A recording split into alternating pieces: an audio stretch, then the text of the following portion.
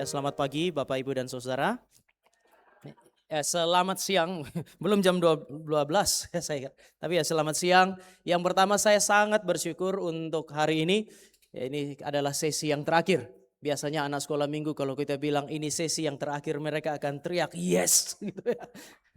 Dulu saya waktu sekali terakhir kuliah itu satu kelas dengan Pak almarhum Bang Fahmi Idris kalau Bapak Ibu tahu. Pada saat mengakhiri salah satu semester dosen itu bilang, ini adalah pertemuan yang terakhir. Pak Fahmi Idris itu sudah sangat tua. Orang pertama yang berteriak, yes, itu adalah orang tua ini. Jadi itu kerinduan anak-anak, kerinduan orang dewasa bebas dari penderitaan. Tapi saya bersyukur bahwa kita bisa sampai pada sesi yang terakhir. Ketika dikasih tahu yang paling muda 25 tahun, yang paling tua 90 tahun, saya bilang di hari pertama sebenarnya bergumul. Tapi kemarin saya berjumpa dengan Oma yang berusia 90 tahun. Saya masih berjumpa berjalan dengan tegak, masih ada sukacita. Saya tidak tahu, pasti ada kelelahan lah. Tetapi kalau Bapak Ibu dan saya bisa menyelesaikan sampai dengan sesi yang terakhir ini, Bapak Ibu dan saya mesti lihat anugerah Tuhan. Tuhan kasih kita kekuatan, Tuhan kasih sukacita. Tidak ada pelayanan yang sempurna. Maka saya yakin retret ini juga tidak akan mungkin ada kesempurnaan. Tadi pagi Vicaris Grace waktu kami ketemu, lalu kemudian dia berterima kasih kepada panitia, berterima kasih juga kepada pemimpin-pemimpin diskusi. Dia bilang bersyukur sampai hari ini tidak ada komplain. Saya duduk di tempat duduk tapi dalam hati saya bukan tidak ada, itu belum. Nanti komplain baru muncul ketika Bapak Ibu sudah ada di bus. Ada ngobrol sama-sama, tetapi kami menantikan hal itu. 4 tahun yang lalu retret pemuda juga berjalan.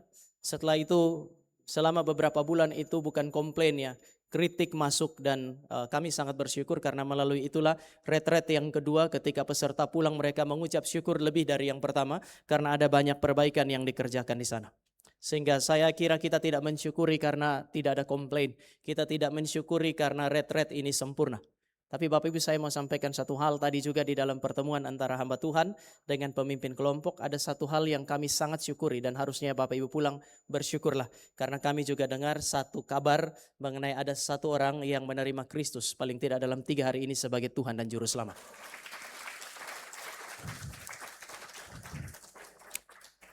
Kita tidak bisa ukur berhasil atau tidak dari jumlah. Saudara dan saya ukur dari berhasil atau tidak dari kehadiran Tuhan. Dan kalau ada satu yang dimenangkan bersukacitalah. Karena Alkitab bilang kalau ada satu orang menerima Kristus sebagai Tuhan dan Juru Selamat. Itu bukan hanya gereja. Malaikat di sorga pun bersukacita untuk hal itu. Tapi di sisi yang lain kami bergumul. Tadi ada yang bilang bagaimana? Apakah ada retret selanjutnya? Saya nggak tahu. Ibu-ibu punya kuasa di gereja tuh cukup gede, Bapak Ibu. Jadi biarkan nanti panitia berdiskusi beberapa cabang ini apakah ada retret kedua atau tidak. Tetapi kalaupun masih ada, maka pertanyaan ini saya nggak ajukan di dalam retret pemuda kemarin karena saya lihat mereka masih belasan tahun. Pertanyaannya kalau 2 tahun lagi, saudara dan saya masih jumpa atau tidak? Itu yang kita tidak tahu. Umur di tangan Tuhan.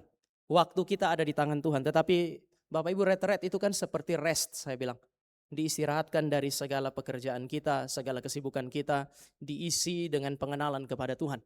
Kalaupun saudara dan saya nggak ketemu di retret kedua, berharap kita berjumpa di retret yang sesungguhnya nanti, di dalam kekekalan. Kita jumpa muka dengan Tuhan. Nanti di bagian akhir saya akan ajak Bapak Ibu dan saya kira ini hal yang paling penting. Entah 2 tahun lagi, entah nanti di dalam kekekalan. Satu berita yang sama yang akan terus diperdengarkan adalah Kristus. Maka hari ini Bapak Ibu dan saya akan terus dengar mengenai Kristus dari pagi sampai dengan sesi yang terakhir. Sebenarnya kalau Bapak Ibu mau lihat mulai 2 sesi terakhir tadi malam itu sengaja terus disuarakan kembali mengenai Kristus. Bagi saya pertanyaan terakhir adalah setelah kita pulang dari sini apa yang akan terjadi? Apakah kita bisa? Bapak Ibu sudah dengar semua hal kan ideal semua kan ya, namanya khotbah ya, kita mesti kasih tahu yang ideal, apa yang seharusnya. Apakah kita bisa? Apakah saya bisa menjalani apa yang didengar? Apakah komitmen-komitmen yang kita ambil selama dengar khotbah itu bisa dijalankan atau tidak? Pertama karena memang kita tuh tidak sempurna. Yang kedua orang di sekitar kita juga kan gak sempurna. Kita tidak bisa harap siapa-siapa. Kita juga ada di dalam kondisi yang mungkin tidak sempurna. Ada yang masih jalan, ada yang harus datang dengan kursi roda, dengan segala perjuangannya. Kita tidak sempurna. Pertanyaannya, siapa yang jaga kita sampai akhir supaya komitmen yang katakanlah kita ambil sampai hari ini itu bisa terpelihara dengan baik. Nah, ini yang saya mau ajak kita untuk lihat. Mari kita buka Alkitab kita. Yang pertama dari 1 Samuel pasal yang ke-22. 1 Samuel pasal yang ke-22.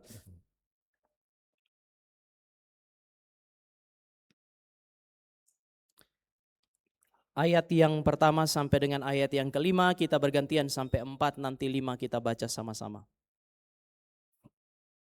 Saya mulai ayat 1. Lalu Daud pergi dari sana dan melarikan diri ke Gua Adulam. Ketika saudara-saudaranya dan seluruh keluarganya mendengar hal itu, pergilah mereka ke sana mendapatkan dia. Ayat 2.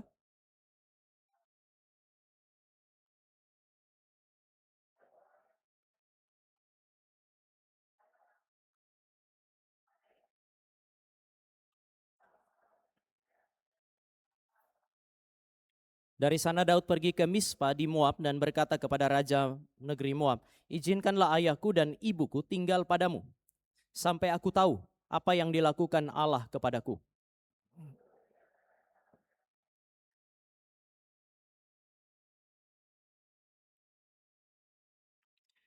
Tetapi sama-sama 2, 3.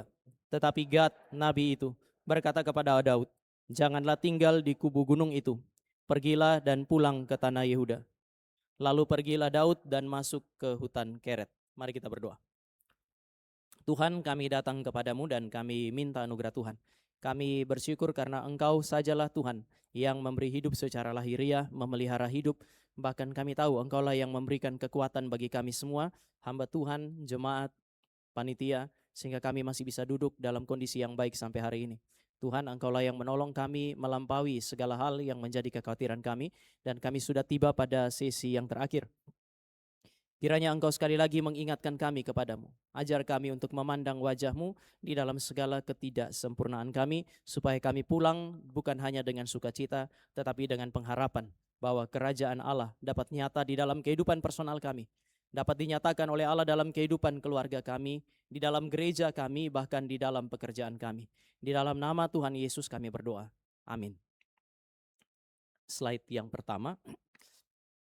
Bapak Ibu, kalau Bapak Ibu dan saya baca, Raja Daud adalah raja yang paling besar di Israel. Sekali lagi, Raja Daud adalah raja terbesar di Israel, sehingga sampai sekarang kalau orang membayangkan Mesias itu seperti apa, mereka akan membayangkan Mesias itu kalau dia datang paling tidak dia seperti Daud. Dan ketika kerajaan Daud itu ditegakkan oleh Allah melalui Daud, Allah sebenarnya mau menghadirkan kerajaan Allah. Sekali lagi, Allah mau menghadirkan kerajaannya melalui kerajaan yang dibangun oleh Daud, orang yang tidak sempurna itu. Kita semua adalah orang-orang yang tidak sempurna. Secara personal Bapak Ibu dan saya tidak sempurna. Keluarga kita juga bukan keluarga yang sempurna. Suami bisa mendukung istri, mau sampai kapan? Kalaupun dia adalah seorang suami yang terlihat tanpa cacat sekalipun, satu saat Tuhan akan ambil dia. Seorang istri yang sangat baik menemani suaminya, mendampingi sebagai penolong yang paling sepadan sekalipun, satu saat sang suami mungkin akan kehilangan dia. Orang tua yang mengasihi anak, mempersiapkan mereka menjadi hamba Tuhan, melihat anak-anak itu punya bakat yang sangat baik, melayani Tuhan. Mereka bisa harap anak-anak itu, tapi satu saat bisa saja Tuhan ambil. Demikian juga anak-anak punya pengharapan dengan orang tua, dengan segala sesuatu yang mereka punya. Oh, keluarga Bapak Ibu dan saya tidak sempurna. Gak ada yang sempurna. Tadi malam kita lihat di talent show ada Dorcas. Wah, begitu baik. Tapi Dorcas masih bisa mati. Meskipun dibangkitkan Petrus. Tempo hari tadi malam bangkit juga. Tapi hari ini saudara, dan saya gak ketemu lagi dengan Dorcas. Memang ada yang namanya Dorcas, tapi mungkin karakternya berbeda. Dorcas yang seperti itu sudah tidak ada lagi. Kenapa? Karena dia orang yang baik, tapi dia bukan orang yang sempurna. Dia bukan manusia yang kekal, yang terus-menerus ada untuk berkontribusi di dalam kerajaan Allah. Tetapi meskipun demikian, Bapak Ibu dan saya, mari kita lihatlah Daud sebagai orang yang besar, tetapi Daud juga orang yang penuh dengan kekurangan. Sebentar saya akan ajak kita untuk lihat. Tetapi Allah memang bekerja menyatakan kerajaannya melalui apa? Melalui kerajaan, melalui keluarga, melalui pekerjaan, melalui gereja yang memang gak sempurna.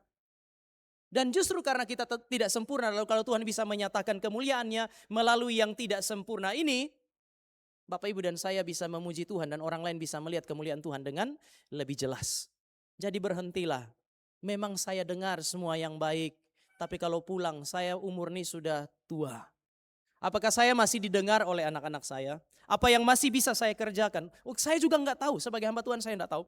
Tetapi yang saya tahu adalah Allah mau menyatakan kerajaannya, kerajaan Allah yang sempurna itu melalui kerajaan yang dikerjakan oleh orang yang namanya Daud itu, dibangun oleh Daud. Tetapi kerajaan Allah hadir melalui sebuah kerajaan yang dibangun sesuai dengan visi Tuhan. Tadi pendeta Bara bilang, semua orang punya ambisi. Tetapi apakah ambisi itu berkaitan dengan kerajaan Allah atau tidak? Apakah itu berkaitan dengan keinginan-keinginan Tuhan atau tidak? Keluarga boleh tidak sempurna, tapi coba pikirkan apa yang Tuhan mau dengan keluarga kita. Apa yang Tuhan inginkan dengan keluarga yang tidak sempurna ini. Karena Tuhan tidak harus menyatakan kemuliaan melalui orang-orang sempurna, sekali lagi. Tuhan bisa kok menyatakan kemuliaan melalui kita. Kita dengar ada perempuan yang berjuang sendirian, ada perempuan yang berjuang bersama dengan suaminya. Kita mendengar mengenai orang-orang yang sudah begitu tua namun Tuhan masih bisa pakai. Enggak ada yang mustahil bagi Tuhan. Justru kalau kita sadar saya lemah, oh puji Tuhan, itu peluang untuk menyatakan kemuliaan Tuhan lebih besar. Kalau seorang anak muda kemudian dia mengerjakan pekerjaan-pekerjaan besar, ada peluang bagi dia untuk bilang, ya memang karena saya punya banyak kapasitas. Tetapi kalau tangan yang gemetar pegang tongkat itu, berjalan saja susah dan masih bisa mempermuliakan Tuhan, betapa besarnya Tuhan kita kan ya. Kemarin saya duduk di tempat di mana kami nginap, lalu kemudian menarik lihat ibu-ibu jalan. Yang muda-muda sudah jalan cepat, kemudian ada satu ibu yang pegang tongkat, kakinya 4. Jadi berjalan dengan kaki 6 itu susah kan ya. Dia pelan, dan semua yang di belakang itu mengekor pelan. Yang menarik adalah saya tunggu, ada yang bilang, "Oma permisi kami duluan ya." Dan ternyata enggak. Semua berjalan mengikuti sang oma ini. Saya tidak tahu apa yang Bapak Ibu bayangkan, tapi yang saya lihat adalah kesabaran, ketabahan di dua pihak kan ya. Pihak yang berjalan dengan perlahan dan mereka yang berusaha untuk menyesuaikan dengan langkah itu. Saya melihat Tuhan memimpin kita dan saya berharap nanti di gereja juga ketika Bapak Ibu berjalan dengan terburu-buru melakukan pekerjaan-pekerjaan, ada yang bilang GRII itu gereja repot ini itu.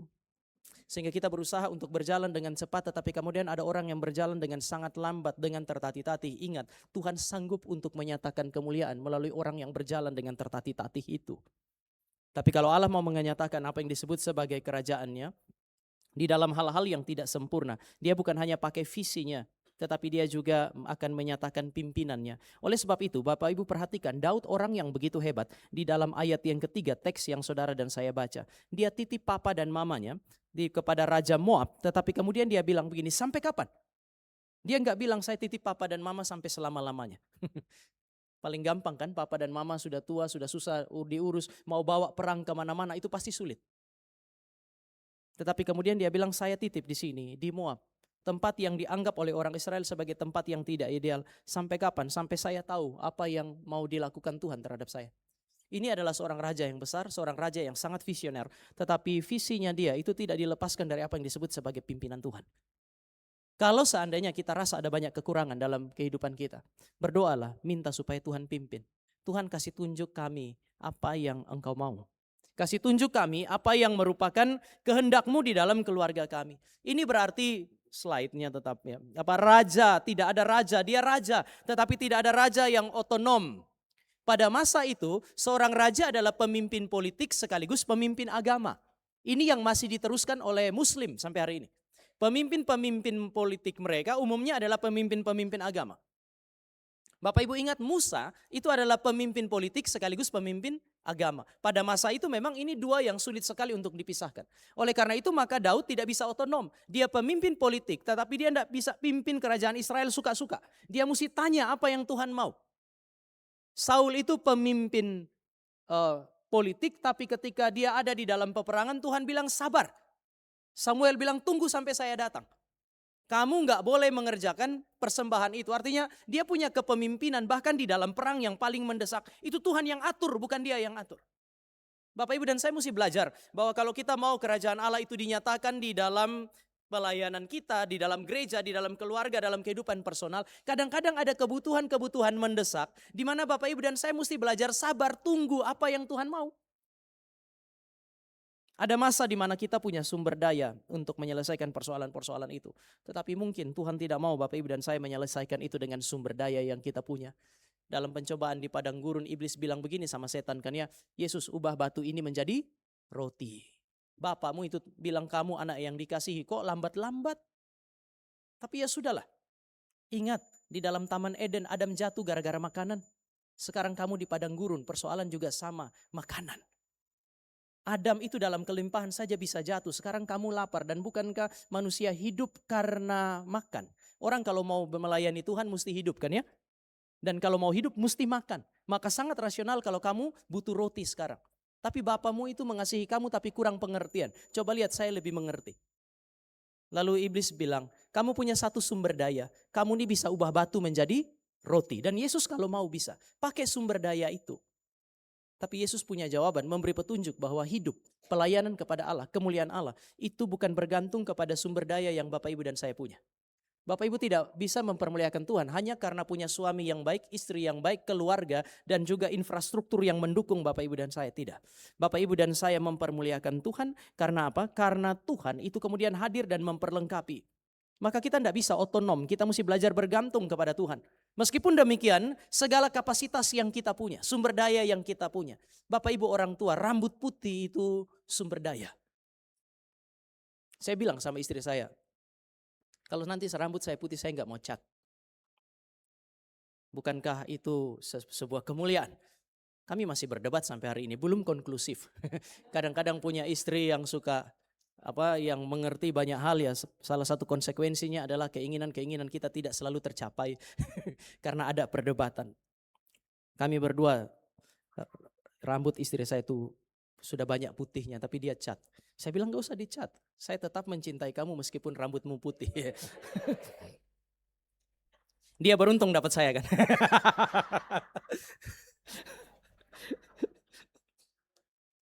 Tapi mari Bapak Ibu dan saya lihat sumber daya. Sumber daya kita apa? Apakah hanya uang? Enggak. Usia yang lebih tua di dalam konteks hidup kita di Indonesia itu sumber daya. Orang tua itu lebih didengarkan. Orang tua itu punya otoritas yang mungkin tidak seperti presiden. Tetapi dia punya otoritas ketika dia berjumpa dengan cucunya, dia berjumpa dengan anak-anaknya. Daud adalah seorang yang tidak otonom bergantung kepada Tuhan, tetapi Bapak Ibu juga mesti lihat dia adalah seorang raja yang punya kapasitas, dia punya fleksibilitas itu begitu luar biasa. Dia perang, dia bawa papa mamanya, lari bawa papa mamanya. Lalu kemudian dia tahu, oh Moab lagi bermusuhan sama Israel, maka mungkin saya bisa titip orang tua saya di Moab. Bapak Ibu akan menemukan sepanjang peperangan dia pakai akalnya, dia pakai semua kapasitas yang dia punya, sumber daya yang dia punya. Untuk apa? Untuk membangun kerajaannya? Tidak, untuk bertahan menanti waktu Tuhan. Semua yang Bapak Ibu dan saya punya hari ini, Bapak Ibu bisa pakai dengan bijak supaya kita bisa bertahan menggenapi kehendak Tuhan pada waktunya. Tapi ada satu yang penting. Tuhan gak hanya kasih dia nabi yang berbicara supaya dia mengerti firman. Tuhan gak hanya kasih dia kapasitas. Tapi Tuhan kasih orang-orang yang mengelilingi dia. Daud punya sumber daya yang terbaik. Disebut sebagai pahlawan-pahlawan gagah perkasa. Saya gak baca, tapi Bapak Ibu nanti bisa baca di dalam 1 Tawarik pasal 11 dan 1 Tawarik pasal 12. Ada pahlawan-pahlawan gagah perkasa yang mengiring Daud. Yang memberi dukungan yang kuat kepada Daud. Dan yang mengangkat dia sebagai raja. Atau mari kita lihat 1 Tawarik pasal yang ke-11. Ini menarik Bapak Ibu, karena Tuhan meskipun dia hebat, Tuhan ada sama-sama dengan dia. Tapi Tuhan gak buang orang-orang yang ada di sekitarnya. 1 Tawarik pasalnya yang ke-11.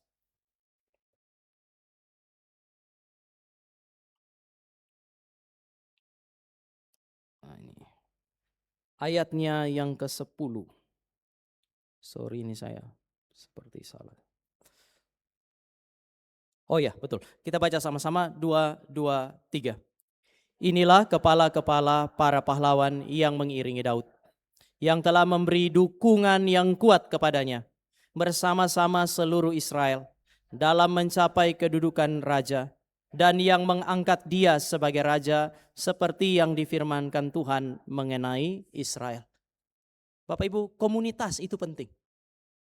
Sekali lagi, seperti yang difirmankan Tuhan. Ini adalah pahlawan-pahlawan yang gagah perkasa yang Tuhan bangkitkan untuk apa? Untuk mengiring dia. Berjalan sama-sama. Dalam pelayanan kami ada beberapa momen di mana saya merasa Tuhan memberi petunjuk kepada kami. Indahnya kehadiran sesama orang percaya. Itu bahkan sampai satu orang Kristen itu mau hembuskan nafasnya yang terakhir. Ada kira-kira 2 momen di mana kami dapatkan itu bukan hanya ada anak dan cucu. Anak dan cucu itu sudah menemani selama berbulan-bulan. Mereka sudah terlalu lemah. Tapi hari di mana orang tua itu mau menghembuskan nafasnya. Ada hamba Tuhan di situ. Ada sesama jemaat di situ dan mereka terus menyanyi. Dia sudah tidak bisa bikin apa-apa, tapi ketika dia dengar mereka menyanyikan, Tuhan pimpin langkahku. Air matanya keluar di atas tempat tidur dan pada saat itulah dia menghembuskan nafas terakhirnya. Ada orang yang mendampingi sampai dia menghembuskan nafas terakhirnya. Beda memang arahnya. Orang-orang ini adalah pahlawan-pahlawan gagah perkasa yang mengiringi Daud menuju ke tahtanya. Tetapi bukankah jika kematian itu rest? Jika kematian itu adalah perjalanan menuju kepada kekekalan, perjumpaan muka dengan raja di atas segala raja, maka ini adalah perjalanan menuju kepada kemuliaan. Dan bersyukurlah kalau ada sesama orang percaya yang mendampingi Bapak Ibu dan saya bukan hanya ketika kita hidup, tetapi ketika Bapak Ibu dan saya akan berhadapan dengan maut. Mereka memberi dukungan yang kuat. Mereka mengangkat dia sebagai raja. Bapak Ibu, enggak ada gereja yang sempurna, tetapi ada 2 tempat ini yang Bapak Ibu dan saya tidak boleh tidak punya. Sekali lagi, Allah tahu bahwa ada 2 tempat yang paling baik untuk Bapak Ibu dan saya bertumbuh secara spiritual. Bukan karena mereka sempurna, tetapi karena memang Allah yang menetapkannya, Allah yang mendirikannya. Pertama, keluarga. Maka kalau nanti anak pada saat dia sudah dewasa, sudah waktunya untuk menikah, gak usah larang-larang. Kadang-kadang orang tua punya standar mantu tuh cuman malaikat yang bisa genapi. Saya mau dia tuh harus begini. Mantu datang kita tanya pengakuan iman rasuli. Oke, masih oke nih ya. Pengakuan iman Nikea Konstantinopel. Ya udah selesai, nggak dapat mantu kita. Karena kita punya standar itu standar yang tinggi. Bukan cuma calon mantu bingung. Tuhan pun bingung kok ada orang tua kayak begini. Kita mesti mendorong mereka memilih orang yang tepat memang. Ada standarnya. Tempat terbaik bagi dia untuk bertumbuh pertama adalah keluarga. Memang dari awal Tuhan dirikan keluarga kan ya. Tapi tempat yang kedua, gereja. Tidak ada gereja yang sempurna. Tapi tidak ada tempat lebih baik untuk bertumbuh selain gereja. Nanti saya akan kasih ajak Bapak Ibu untuk lihat. Ternyata Daud punya orang-orang nih, orang-orang minta ampun. Termasuk orang-orang yang tadi pagi mau diblokir sama pendeta Bara, itu masuk. Siapa mereka? Pendeta Stephen Tong waktu kami sharing dengan hamba Tuhan mengenai bangunan, dia bilang begini, kalau mau bangun gereja itu yang pertama dia bilang first class design. Desainnya kelas 1. Kalau uang itu tidak terlalu banyak, ingat second class material. Jangan cari material di bawah itu. Lalu mengenai harga baru dia bilang third class price. Harganya kelas 3 bolehlah. Tetapi kualitas tidak boleh turun. Semua tukang bangunan dia sering bilang kalau mau bangun dia selalu cari material-material terbaik. Sekarang ketika kerajaan Allah mau dibangun melalui kerajaan Israel, apakah ini orang-orang terbaik? Bapak Ibu baca ada 400 pahlawan Daud. Tetapi teks yang Bapak Ibu dan saya baca bagi saya lucu ini. Daud itu kan buronan toh. Dikejar-kejar. Dikejar, ditangkap untuk dibunuh. Dia adalah orang yang dibuang oleh Saul. Kerajaan dunia membuang dia. Daud adalah orang yang nothing. Tapi kemudian bersyukur ada teman yang mendampingi dia. Menuju kepada tahtanya dia. Sekarang siapa dia? Next slide.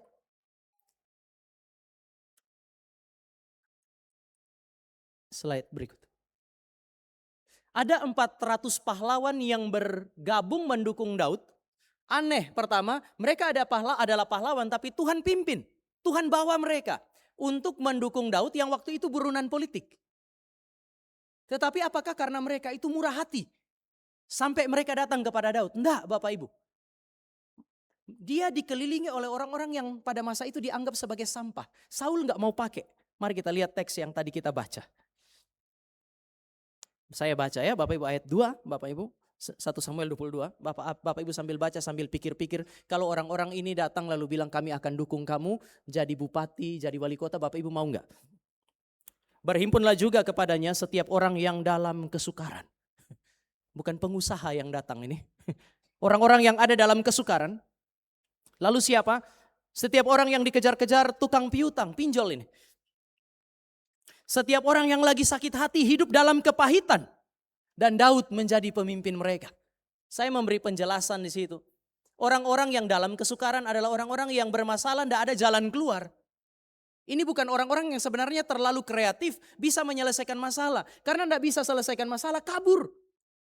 Bapak Ibu kalau bikin perusahaan, karyawan model kayak begini mau enggak? Begitu ketemu masalah, dia kabur. Resign dia. Bapak Ibu mau? Gak mau kan? Kita tidak mau bangun perusahaan dengan orang model kayak begini. Alkitab mendefinisikannya sebagai orang-orang yang ada dalam kesukaran. Gak bisa ketemu jalan keluar, tidak kreatif. Orang-orang yang dikejar-kejar piutang, ini pembuat masalah. Yang satu lagi bermasalah, tidak bisa selesaikan masalah. Kelompok kedua adalah orang-orang yang rajin bikin masalah. Itu sebab semua perusahaan kalau mau rekrut orang kan ada interview kan ya. Supaya kita berharap mendapatkan sumber daya terbaik. Gak ada itu pemimpin perusahaan yang kemudian begitu itu Pak saya baru habis masalah di sini saya pindah dari perusahaan ini. Kok kamu punya CV? Gak pernah loh bertahan 3 bulan. Oh ya memang di semua tempat saya bikin masalah. Kamu orang yang tepat untuk perusahaan saya. Saya yakin Bapak Ibu bilang enggak. Ini pembuat masalah enggak. Bahkan Bapak Ibu juga kalau dapat pendeta bikin masalah enggak mau kan ya. Oh Bapak Ibu mau? Sinode mesti dengar ini jemaat, iya gitu. Kalau ada masalah boleh. Saya kira Bapak Ibu dan saya gak akan mau. Orang-orang yang sakit hati, orang-orang yang masalahnya gak selesai-selesai, orang yang hidup dalam kepahitan. Bapak Ibu orang yang hidup dalam kepahitan, berpotensi besar bikin pahit hidup orang. Dia gak selesai dengan dirinya. Dia bergumul, dia bisa meledak di tengah-tengah komunitas. Orang-orang seperti ini adalah orang-orang yang bisa dianggap sebagai orang yang tidak tepat. Kita mau bangun gereja dengan orang macam begini, gak mau. Kita mau dapat mantu dengan orang yang macam begini. Gak mau. Apalagi. Bapak Ibu bisa sebut apapun yang baik yang kita mau bangun. Diisi dengan orang-orang seperti ini. Kita ndak akan mau. Lagi bermasalah, berpotensi bikin masalah. Dan memang suka cari masalah. Gak ada yang mau. Semua orang gak mau. Tapi anehnya. Orang-orang seperti inilah yang Tuhan bawa untuk mendampingi Daud. Membangun kerajaannya. Hari ini kalau Bapak Ibu lihat kiri kanan gak ada yang sempurna. Kayaknya memang kita masih ada di dunia. Saya sering bilang kalau Bapak Ibu ketemu satu gereja yang sempurna, coba pikir-pikir masih di bumi enggak? Jangan-jangan Bapak Ibu sudah di sorga. Jumpa Tuhan yang sempurna, jiwa-jiwa orang percaya yang di sorga memang enggak akan bikin kita sakit hati. Memang semua sudah dipimpin oleh Tuhan kok. Tetapi selama Bapak Ibu dan saya masih ada di dalam dunia, paling tidak Bapak Ibu akan ketemu 1-2 yang macam begini dalam gereja. Bagaimana? Kita blokir? Saya nggak bilang setelah ini Bapak Ibu buka blokir semua. Saya nggak bilang, tapi yang saya mau katakan adalah lihat ini ajaibnya Tuhan ya. Tuhan pimpin orang-orang yang Bapak Ibu dan saya nggak mau. Dari kondisi yang disebut sebagai sampah, Tuhan ubah menjadi orang-orang yang hidupnya bermakna. Disebut sebagai pahlawan-pahlawan yang gagah perkasa. Next. Tuhan ubah mereka. Sampah jadi pahlawan. Orang Israel akan terus ingat mereka. Ada banyak orang baik. Ada banyak orang baik di Israel hari itu. Namun hari ini Bapak Ibu dan saya sudah gak tahu siapa nama mereka. Tapi sampah-sampah ini dicatat di dalam Alkitab sehingga Bapak Ibu dan saya akan terus baca nama mereka. Pertanyaannya kenapa? Kenapa mereka itu kemudian bisa diubahkan? Pertama, karena orang-orang yang tidak sempurna ini dipimpin untuk melekat kepada Daud. Secara spiritual dia adalah pemimpin yang sejati yang juga mau mengerjakan visi Tuhan. Kita harus ada dalam komunitas, kita hanya harus punya sahabat, tetapi cari sahabat yang kenal Tuhan. Saya dengar katanya beberapa kelompok atau mungkin semua kelompok dari 30-an itu punya grup. Itu teman baru. Kalau diskusi dan rasanya dia kenal Tuhan, mungkin dia orang yang tepat untuk membersamai kita di dalam banyak pelayanan kita. Dulu waktu saya masih sekolah teologi di Batu ada satu istilah ini. Kalau konseling jangan sama penjahat. Nanti Bapak Ibu dan saya habis konseling dia cerita kemana-mana. Maksudnya supaya berbagi pergumulan dengan dia, kita punya pergumulan dibagi ke seluruh dunia. Meskipun zaman itu belum ada sosial media, tetapi memang ada orang-orang yang sedemikian. Jika saudara dan saya menemukan orang-orang yang kenal Tuhan, orang-orang yang melekat kepada Tuhan, Bapak Ibu dan saya juga boleh melekat kepada mereka.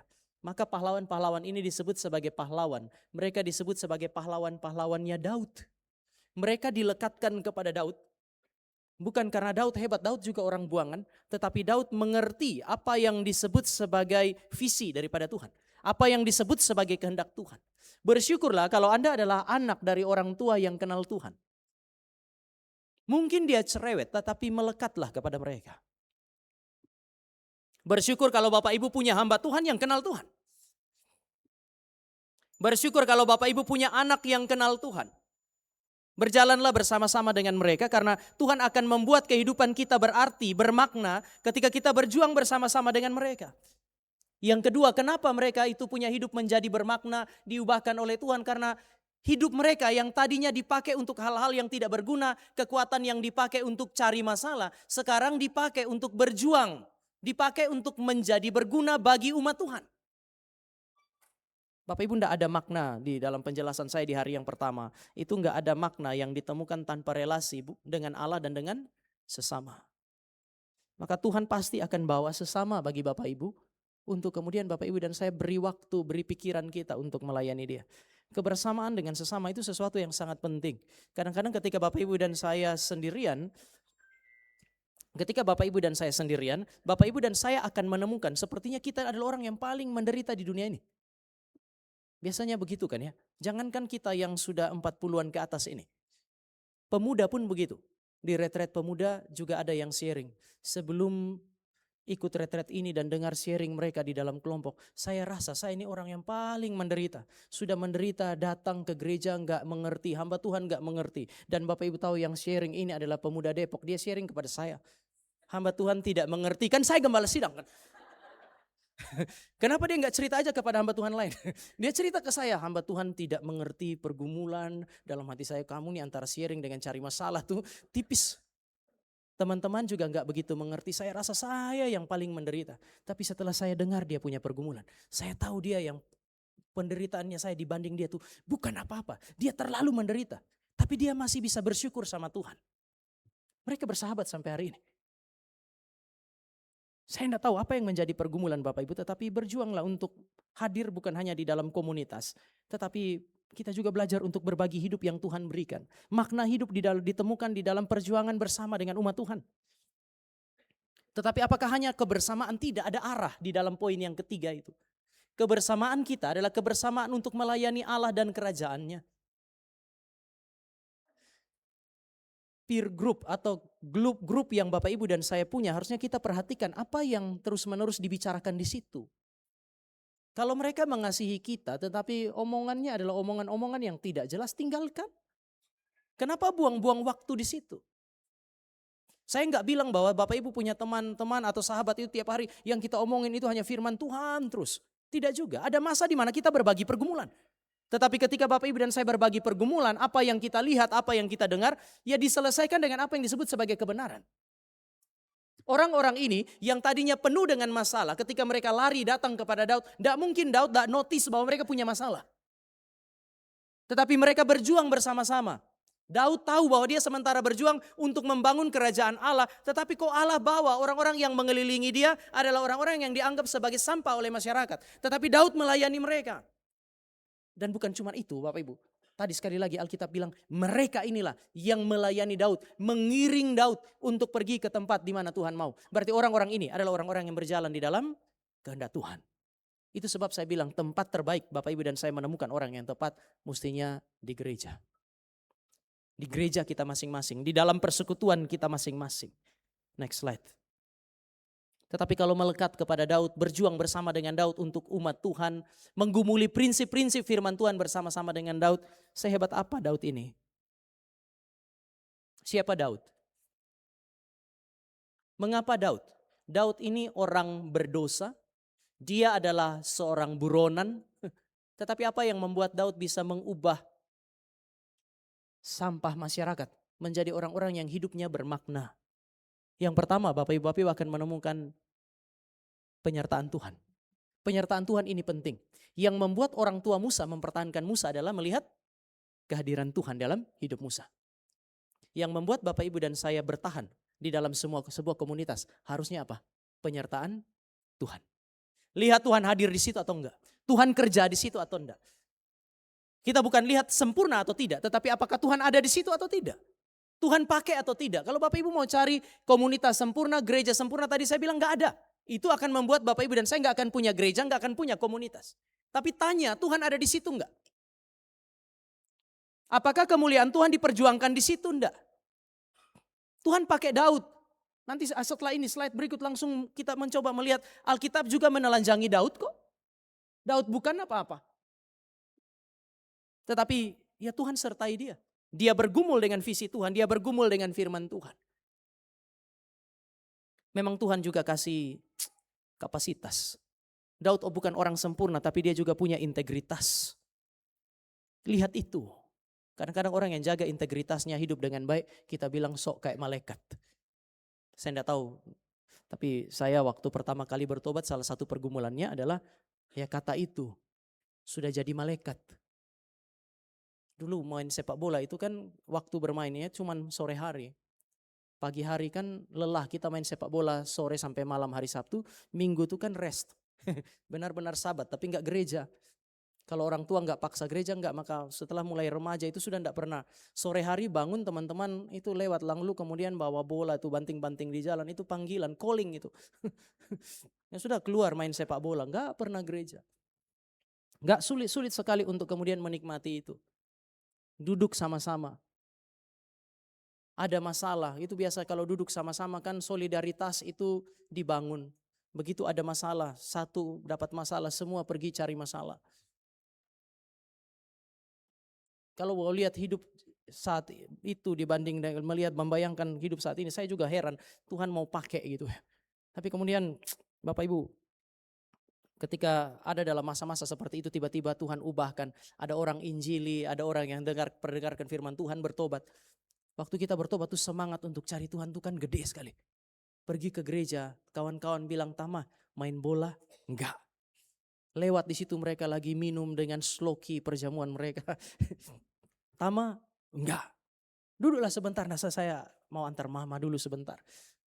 Saya enggak bilang saya enggak mau minum itu, tapi saya bilang saya mau antar mama.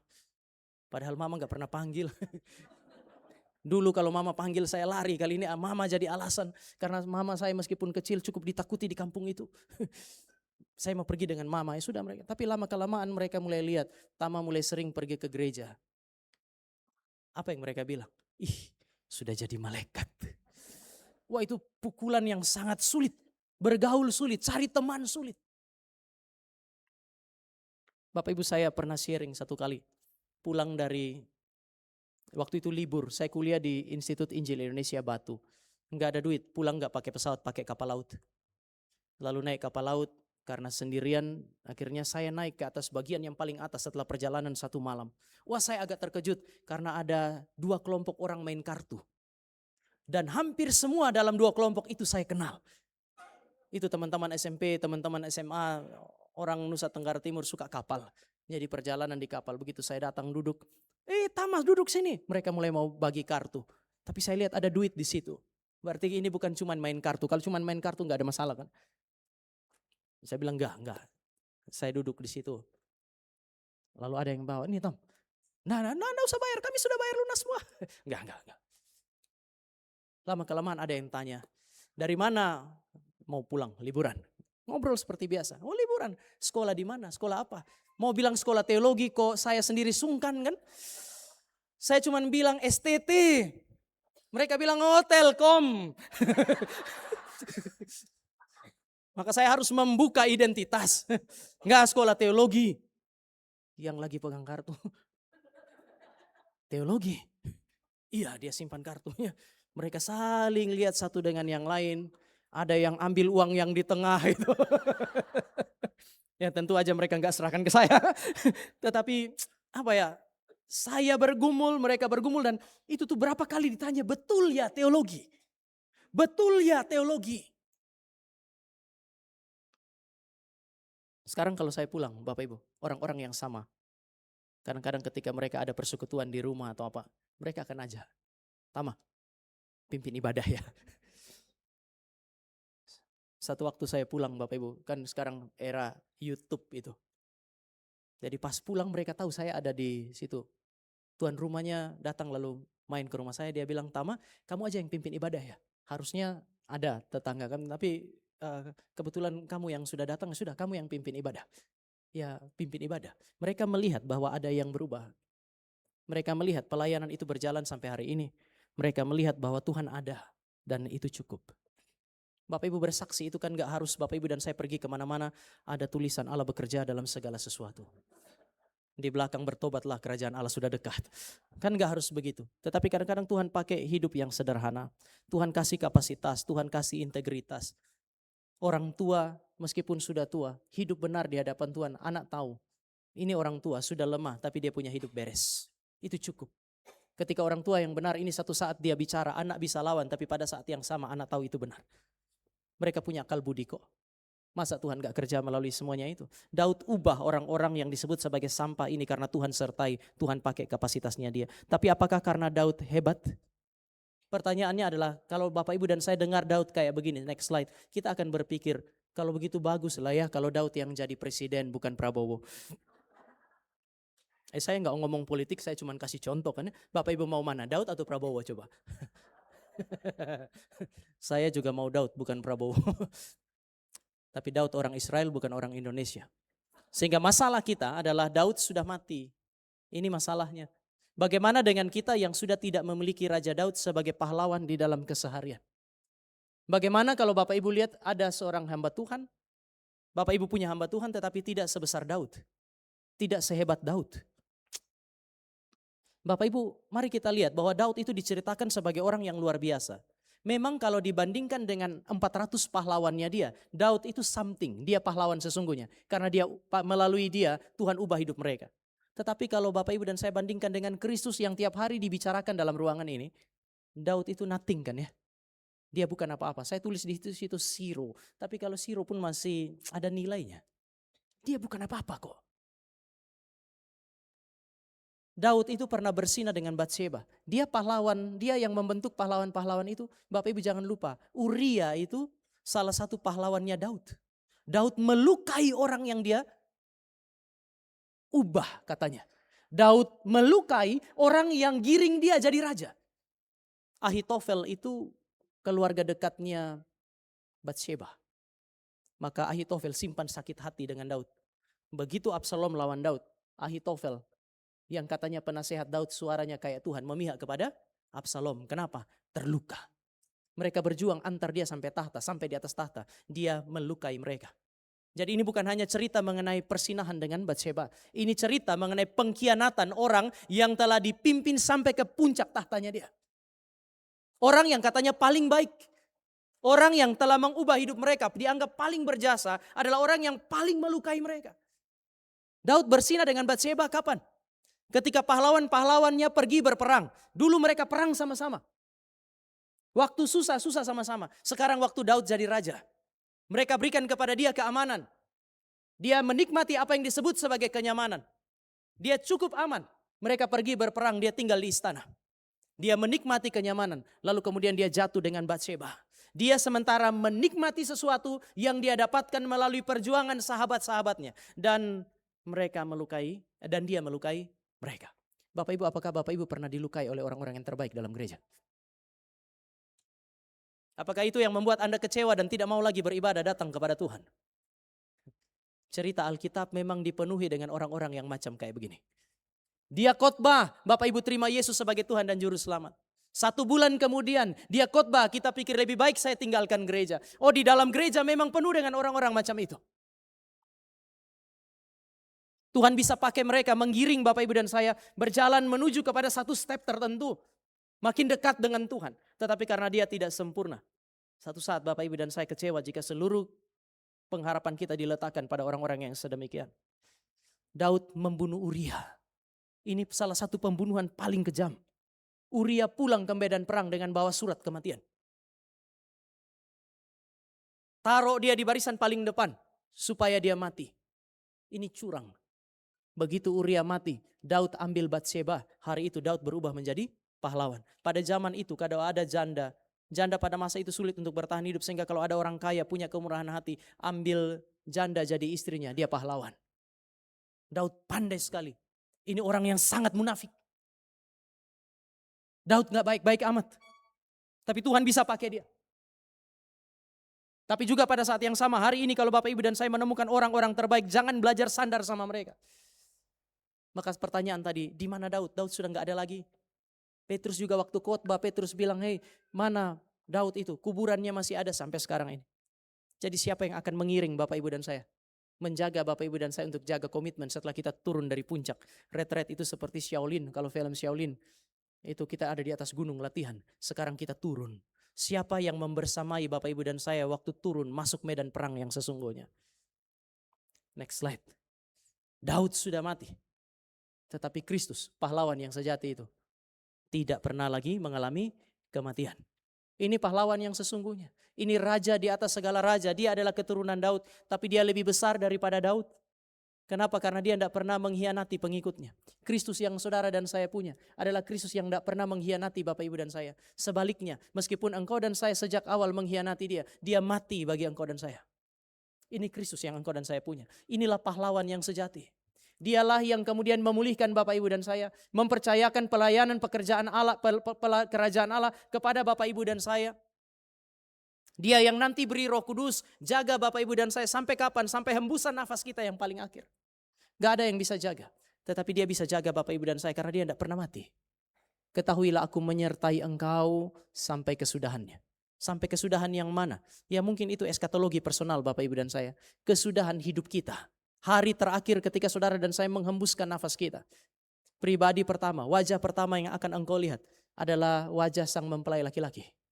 Tangan pertama yang akan pegang engkau dan saya berjalan menuju ke dalam kerajaan yang kekal itu adalah tangan sang juru selamat, raja di atas segala raja itu. Sebab itu Paulus bisa bilang, hai maut di manakah sengatmu, hai maut di manakah kemenanganmu.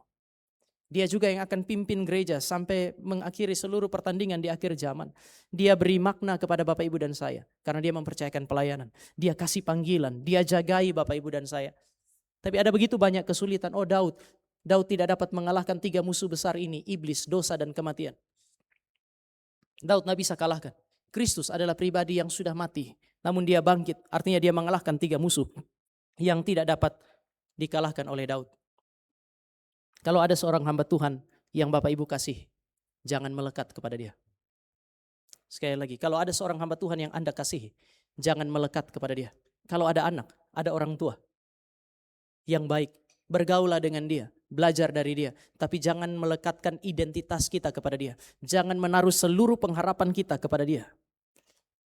Melekatlah kepada Kristus yang telah mengalahkan segala sesuatu itu.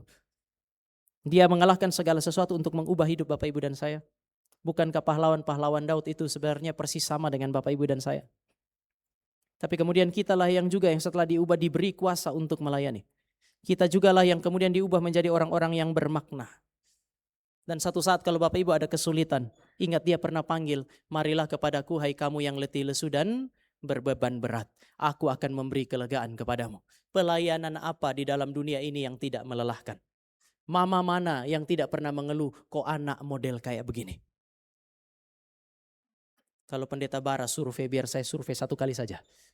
Siapa ibu yang melahirkan anak? Yang sampai hari ini, anaknya tidak pernah mengecewakan dia. Bapak Ibu tidak punya anak? Punya banyak anak? Pernah mengecewakan enggak? Bapak Ibu punya hamba Tuhan? Baik enggak hamba Tuhan? Pendeta Bara baik. Enggak, jujur, baik enggak? Pernah mengecewakan enggak? Belum mungkin. Kalau Anda belum kecewa itu belum. Satu saat dia akan mengecewakan. Suami bagaimana?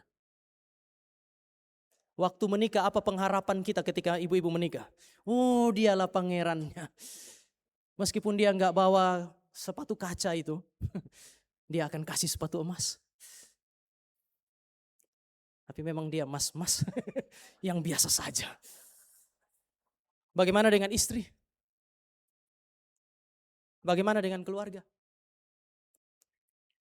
Sekarang Bapak Ibu sebelum turun gunung ini, ingat siapa orang terbaik? Sebentar lagi kita akan tutup. Siapa orang terbaik? Nah, saya belum tanya Kristus. Siapa orang terbaik? Siapa yang telah menuntun Anda mengenal Kristus hari ini? Siapa yang telah pimpin Anda melayani Kristus hari ini? Siapa yang sudah Tuhan pakai untuk mengubah hidup Anda hari ini? Sehingga Anda sangat mengasihi dia. Anda tidak mau kehilangan dia. Siapa? Satu saat dia akan mengecewakan Anda. Jangan pandang mereka. Melalui mereka Anda harus melihat Kristus yang tidak akan pernah mengecewakan Anda. Saya tutup dengan satu kisah ini. Kami punya satu teman waktu masih di I3. Senior jauh. Dia pergi di kami itu dikasih praktek 1 tahun dan I3 itu punya satu ciri. Mahasiswa itu diutus ke kampung-kampung, ke pedalaman. Dan dia ditempatkan di pedalaman Kalimantan. Waktu dia ditaruh di pedalaman Kalimantan belum ada 4 bulan harus dibawa kembali oleh STT. Dikembalikan dari tempat pelayanan. Kenapa? Dia diperkosa di sana. Seorang mahasiswi yang sangat baik pelayanannya. Ditempatkan di tempat yang begitu sulit berjuang untuk melayani dan kemudian diperkosa di sana. STT bawa dia balik masih dalam tahap konseling, ketahuan karena pemerkosaan itu dia mengandung. Hidup begitu sulit karena dia mengandung maka dia tidak boleh lanjutkan studi dulu. Selain di konseling dia harus pergi ke tempat orang tuanya dia disiapkan lagi. Lalu karena dia rasa panggilannya dia itu tidak hilang karena luka itu dia balik lagi ke STT. Waktu dia kembali ke STT sementara dia tulis skripsinya dia tahu Tuhan panggil dia untuk kembali ke tempat di mana dia diperkosa. Sulit sekali. Dan Bapak Ibu tahu waktu itu dia putuskan untuk kembali dan melayani di sana. Waktu dia mau pergi, waktu itu di I3 itu ada satu majalah namanya majalah Dian, itu majalah mahasiswa. Ada wawancara, kenapa Anda mau kembali ke sana? Dia bilang karena Kristus yang saya layani tidak pernah melukai saya. Bukankah kalau kamu kembali ke sana, kamu akan berjumpa mungkin dengan orang yang memperkosa kamu? Orang jemaat akan ngomong apa? Tetapi Kristus tidak pernah melukai saya. Saya mau ingatkan Anda dan saya setiap hari melukai Kristus yang tidak pernah melukai Anda. Melekatlah kepada dia, karena dia tidak akan pernah mengecewakan kita. Mari kita berdoa. Kami datang kepadamu, Allah yang hidup, Allah yang besar, Allah yang agung. Allah yang telah memberi makna dalam hidup. Memanggil kami ke dalam kerajaan-Nya.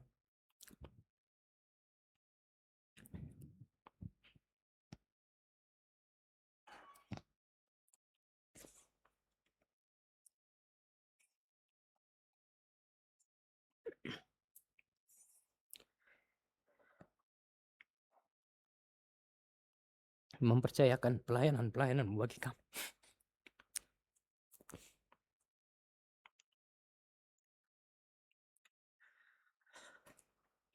Ketika Engkau tahu, kami akan melukai Engkau. Ketika Engkau tahu, kami tidak akan sanggup untuk melayani Engkau. Terlalu lemah. Kami tidak punya orang-orang sempurna yang akan mendukung kami. Tapi kami punya Engkau. Kristus, pahlawan yang sejati. Mengalahkan musuh-musuh yang telah mengalahkan kami. Dan sekarang dia berjalan di depan kami, memanggil kami untuk berjalan di belakangnya. Dia yang akan memberikan kelegaan kepada kami. Kami menantikan kelegaan itu. Mungkin dalam ruangan ini banyak di antara kami hidup melayani di dalam kesesakan. Biarlah kami memandang kepada Engkau dan sekali lagi kami menikmati kelegaan. Jika kami adalah orang tua yang sementara mengalami kesesakan, hiburkanlah kami ya Allah. Jika kami adalah anak yang mengalami kesesakan, hiburkanlah kami ya Tuhan. Jika kami adalah pelayan Tuhan yang sementara bergumul mengalami kesesakan, berbelas kasihanlah Tuhan. Kami mau memandang kepada Allah yang setia itu, yang telah memberikan Kristus bagi kami. Kami tidak tahu apa yang terjadi setelah ini. Berbelas kasihan. Di dalam nama Yesus kami berdoa. Amin.